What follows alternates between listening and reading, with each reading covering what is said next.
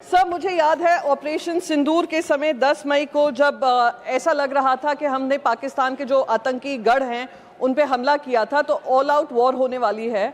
उसी समय अगर इंडिया फर्स्ट के हिसाब से हम चल रहे थे तो ऐसा क्यों है, देश के इतिहास में पहली बार हुआ होगा कि यूएस के जो प्रेसिडेंट हैं उन्होंने कहा कि उन्होंने डी एस्केलेशन को कहा है और डी एस्केलेशन इंडिया और पाकिस्तान ने अग्री किया है।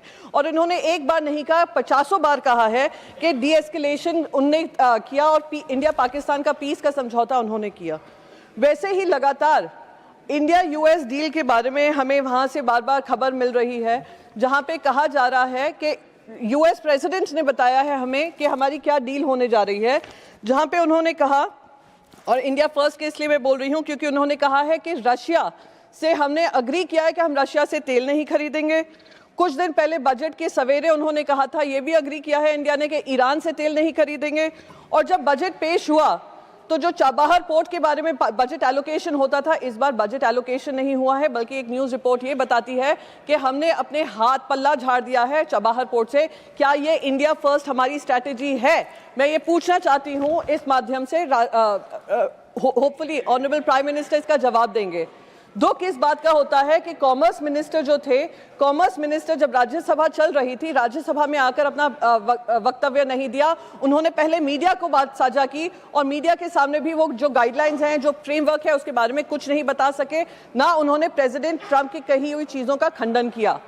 फिर नेक्स्ट डे आकर उन्होंने बात की है। आज वॉशिंगटन में हमारे फॉरेन मिनिस्टर हैं, फॉरेन मिनिस्टर ये कह रहे हैं कि अभी तक कोई भी उनको पता नहीं है कि क्या गाइडलाइंस है, क्या फ्रेमवर्क है, ये सब कॉमर्स मिनिस्टर हैंडल करेंगे। यानी हमारे देश के फॉरेन मिनिस्टर भी वॉशिंगटन में बैठे हैं, पर उनको ये नहीं पता है कि क्या यूएस इंडिया ट्रेड डील हुई है, जिसकी वाह भाई वाह ये लोग हर स्पीच में लूटे जा रहे हैं।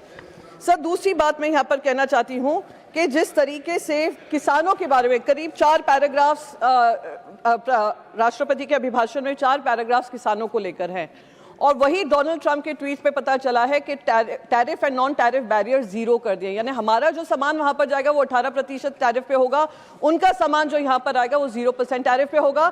जिसमें डेयरी प्रोडक्ट्स का उन्होंने कहा है, एग्रीकल्चरल प्रोड्यूस का उन्होंने कहा है, जिसका लगातार किसान उसका विरोध करते आए हैं। इस पे भी स्पष्टीकरण हमें नहीं मिला है। तो मैं ये पूछना चाहती हूँ, क्या ये हमारी इंडिया फर्स्ट पॉलिसी है? और अगर यही इंडिया फर्स्ट है तो भगवान बचाए सारे 1.4 बिलियन देशवासियों को जो इस सारी डील को मंजूर करने के लिए हम लोग प्रतिबद्ध हो गए हैं। हमने अपने घुट्टे टेक दिए हैं। ये ट्रेड, मैं तो इसको ट्रेड डील भी नहीं कहती हूँ, मैं कहती हूँ ये ट्रेड डील नहीं है सर, ये एक फरमान जारी हुआ है यूनाइटेड स्टेट्स ऑफ अमेरिका से कि आप इन चीज़ों पे अग्री करिए, तभी हम आपके साथ और बातचीत करेंगे और ट्रेड करेंगे। सर, दूसरी बात उन्होंने बाबा साहेब अम्बेडकर जी के बारे में, सोशल जस्टिस के बारे में कही। बिल्कुल स्वागत करती हूं कि सोशल जस्टिस के बारे में बात होनी चाहिए।